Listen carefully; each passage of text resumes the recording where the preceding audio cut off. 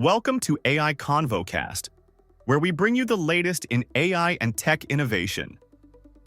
Please don't forget to rate, review, and share if you like what you hear. Let's jump right in.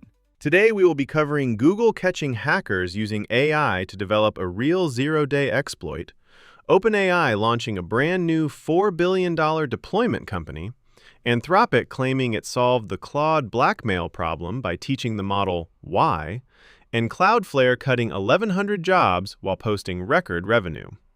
Starting with the biggest security story of the day, Google's Threat Intelligence Group says it has identified the first known example of hackers actually using AI to discover and weaponize a zero-day vulnerability. For context, a zero-day is a previously unknown software flaw that defenders have had 0 days to patch, which makes it extremely valuable to attackers. Until now, the conversation around AI helping hackers find these flaws was mostly theoretical or limited to lab demos. Google says it has now seen the real thing in the wild, and that it likely thwarted what could have been a mass exploitation event. The framing from inside Google is what makes this land. John Hultquist from the Threat Intelligence Group posted that the specific incident was, in his words, not as important as the evidence that the era of adversary use is here. And he added bluntly, "The race has started already." Google's broader report covers adversaries using AI for vulnerability exploitation, augmented operations, and initial access, and references attacker tools like OpenClaw being used to hunt for exploits. The takeaway for security teams is that AI-assisted exploit discovery is no longer a future risk to plan for. It's an operational threat that's already showing up in incident response. Next up, OpenAI is formalizing how it gets its models into big companies. The company launched the OpenAI Deployment Company, backed by more than $4 billion in initial investment from 19 partners, and it's acquiring an AI consulting firm called Tomorrow to seed the effort. Axios is reporting the new arm is valued at around $14 billion. Greg Brockman said it kicks off with 150 forward-deployed engineers and deployment specialists whose job is to embed inside customer companies, map their workflows, and turn frontier models into actual production systems. This is essentially OpenAI admitting that the bottleneck for enterprise adoption isn't model quality or pricing anymore. It's the integration labor of getting AI to actually work inside messy, real-world businesses. It's also a clear move onto Palantir's turf, which built its empire on this exact forward-deployed engineer model.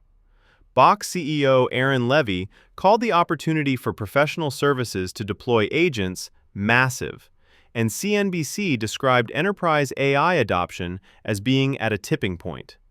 If you're a developer or a consultant working in this space, OpenAI just became a direct competitor for that deployment work. Moving to alignment research, Anthropic published a post called Teaching Claude Why, following up on those earlier headlines where Claude, in fictional corporate test scenarios, would sometimes blackmail an engineer to avoid being shut down. In some earlier evaluations, models did this up to 96% of the time.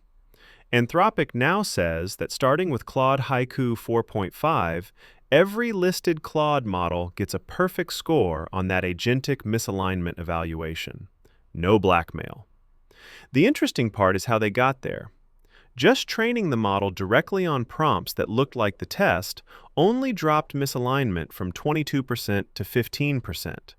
But when they rewrote the training examples to include the ethical reasoning behind the right answer, basically explaining why the aligned action was the right one, misalignment dropped to 3%.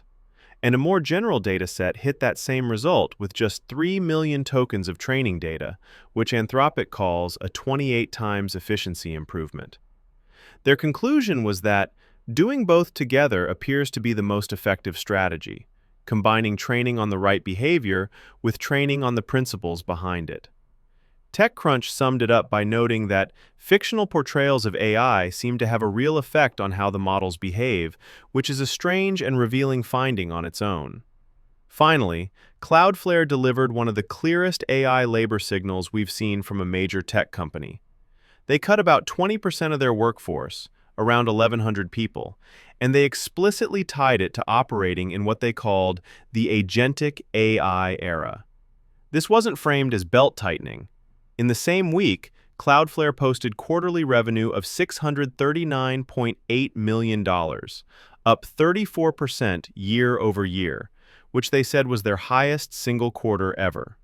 CEO Matthew Prince and co-founder Michelle Zatlyn wrote that the layoffs were about, quote, how a world-class high-growth company operates and creates value in the agentic AI era.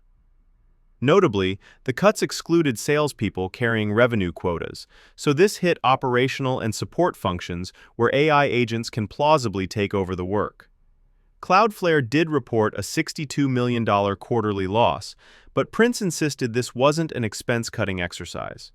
The signal here is that a major internet infrastructure company with growing revenue is willing to say out loud that AI made over 1,000 roles unnecessary. And that's a much harder data point for the labor conversation to dismiss than a struggling startup trimming headcount. Thank you for listening to AI Convo Cast. Please don't forget to rate, review, and share if you like what you hear.